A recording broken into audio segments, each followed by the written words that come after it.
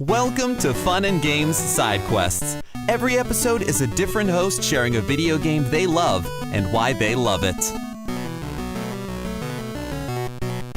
Hey, what's up everyone? I'm Dustin Triplett. I write narrative stuff for video games for a living, which is a fancy way of saying I make up dialogue and occasionally call myself a poet when I want to sound impressive at parties. I don't go to parties. This is Side Quest, and today I want to talk about Skate 3. Here's a question for you. Has a game ever felt like less of a game and more like a place you used to live? That's Skate 3 for me. It takes me right back to being an angsty mall rat before I had to worry about things like 1099 forms and taxes and whatever else adulthood throws at you. Skating games are having a moment again, mostly because the 2025 Skate reboot landed in early access and people have feelings about it, mixed ones, to say that lightly. So it feels like it's a good time to just say the thing out loud. Skate 3 is still the best one. It's not just my favorite from the series. I think it's the definitive skateboarding game, period. And it's not really about the tricks or the mechanics, although those are great. It's because Skate 3 understands something most games don't bother with. Skateboarding is half skill and half eating absolute garbage in public. If you grew up skating in a small town, you know exactly what I mean. You didn't have some legendary skate park. You had a church parking lot, a cracked up tennis court, maybe a loading dock behind a grocery store, and if you're lucky, that one curb downtown that was somehow perfect and also where you first learned the word gnarly. You learned to skate in places you absolutely were not supposed to be. And if you were a millennial, skating wasn't just something you did, it was a whole media diet. MTV running in the background non-stop. That era where every channel looked like it was shot on a handheld camera by someone making bad decisions in real time. Jackass, stunt culture, watched this, immediately followed by, oh no. A whole generation raised on the idea that humor and pain are basically roommates. So when the original skate games showed up, they didn't feel like some polished sports sim. They felt like skating actually feels. Not just the highlight reel, but the real thing. It was the first game where skating had weight. You weren't a superhero. Your knees mattered. Gravity had personal beef with you. And that control scheme, the flick it stick, that was the whole trick. It wasn't press button do rad thing, it was physical, a little messy. You negotiating with a virtual skateboard through your thumbs, the same way you negotiated with your actual board and your beat up etnies. That's the whole reason this series built a cult following in the first place. Then Skate 3 shows up in 2010 and basically says, what if we took all the cool parts of your childhood and let you turn them into comedy, creativity, and community? That's why people keep coming back to it. The secret weapon is that it's a sandbox for being creative. The game's set in Port Carberton, a city that actually treats skateboarding like a culture instead of a backdrop. Skate 2 had that grit, that you're skating somewhere you shouldn't be energy, which is cool in its own right, but Skate 3's vibe is more like, nah, the whole city's a playground, go be weird. And that structure backs that up. You're not just knocking out random challenges, you're building a team and building a brand. The story is basically skate, film it, get noticed, sell some boards, become a skateboarding mogul.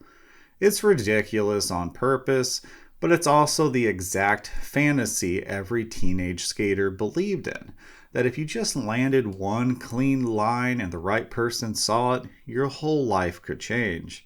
And here's the thing that really separates it. Skate 3 is built around style being the point. Not winning, not stats, not beating the game, style. Because skating is one of the only sports where you can do the exact same trick as someone else and it doesn't count unless you did it your way. Skate 3 just gets that.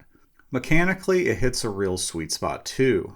You can play it loose, mess around, learn the basics, just have fun, but flip on hardcore mode and it's a completely different animal. Suddenly you're not floating, you're working.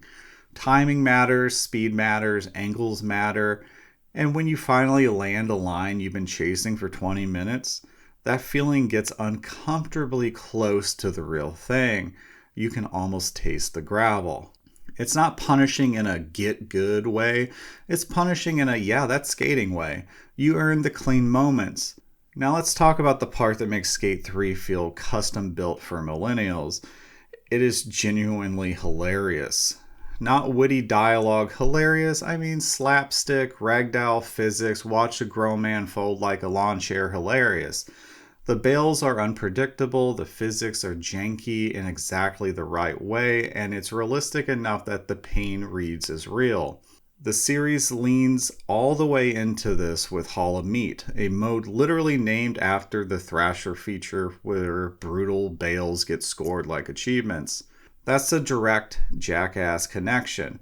Jackass was never just people getting hurt, it was the performance of getting hurt, commitment, spectacle, I can't believe he just did that, followed by laughter that you kind of feel a little guilty about, but not so much as long as somebody's laughing. Skate 3 takes that same impulse and turns it into actual gameplay. Oh, you ate it? Cool. Let's rate it, let's make it art. And the best part of the game lets you be both kinds of skater.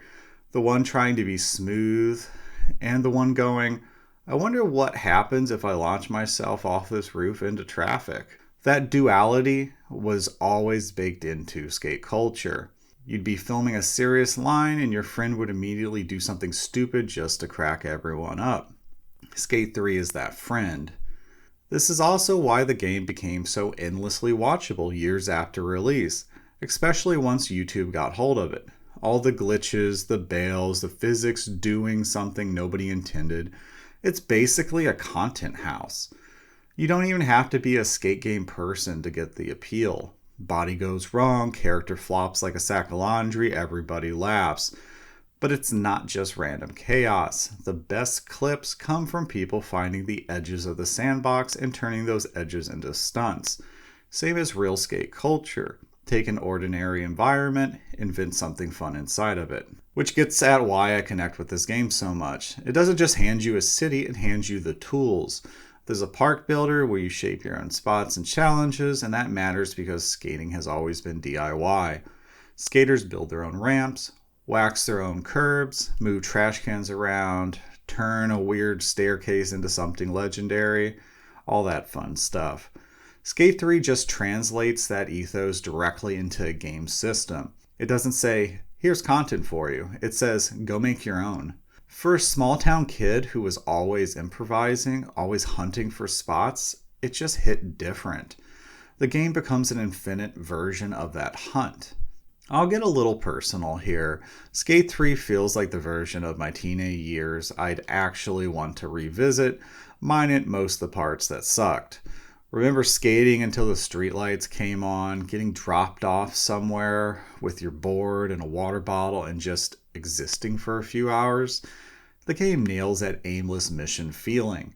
You're not saving the world, you're not the chosen one, you're just trying to string together a line good enough to make your friends go, okay, show off. And the humor lines up with exactly the humor that I grew up with. Chaos, physical comedy, the sense that life is a little dumb and that's fine. That specific tone where you can be sincere and ironic in the same breath. Skate 3 never feels like it's trying too hard to be cool. It feels like it knows cool happens by accident, which is basically skateboarding's whole brand. To be honest, I love the whole series for what it's worth. Skate 1 was the statement, we can make this feel real. Skate 2 sharpened that and built a world with some outlaw energy to it, but Skate 3 is where the series becomes fully itself. The entry that balances realism with fun, challenge with freedom, style with straight up stupidity, and wraps it all in a bright, playful city that just dares you to mess around in it. It's the game where you spend an hour trying to thread a needle between two rails at exactly the right speed for no reason other than it feels good. That's skateboarding. That's the whole fantasy. Okay, I do have to address the reboot for a second. The new one, just called Skate, that hit early access on September 16, 2025. It's free to play, set in a new city called San Vansterdam, and it's built around this big multiplayer sandbox with community content and seasons.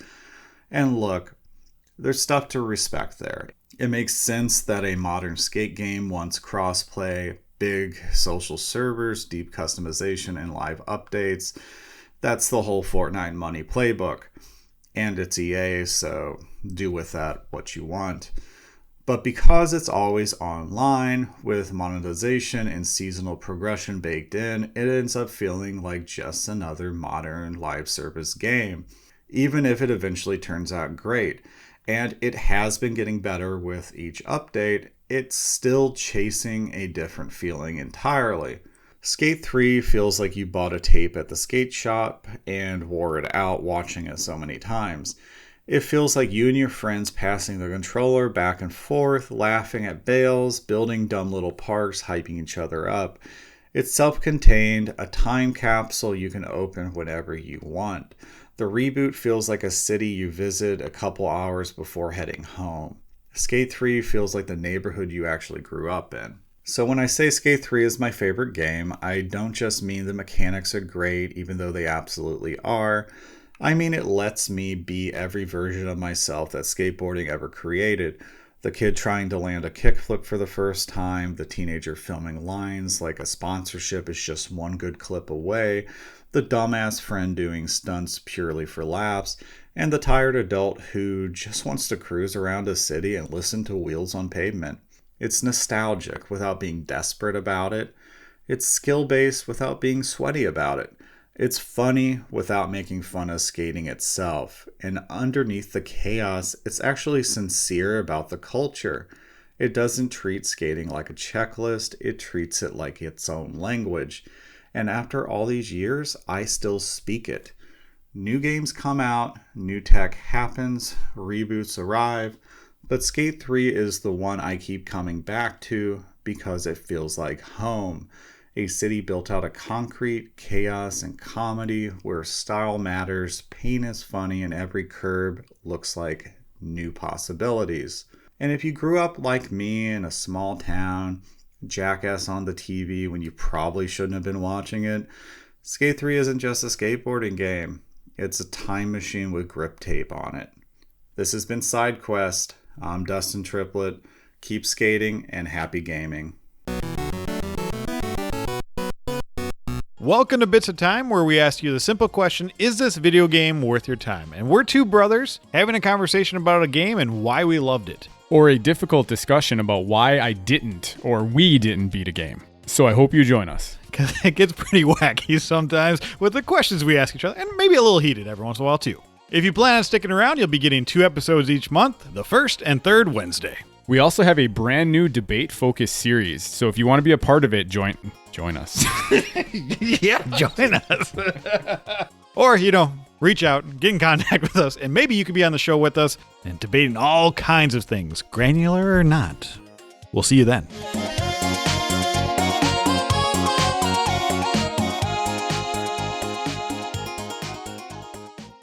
CPOV. CertainPOV.com.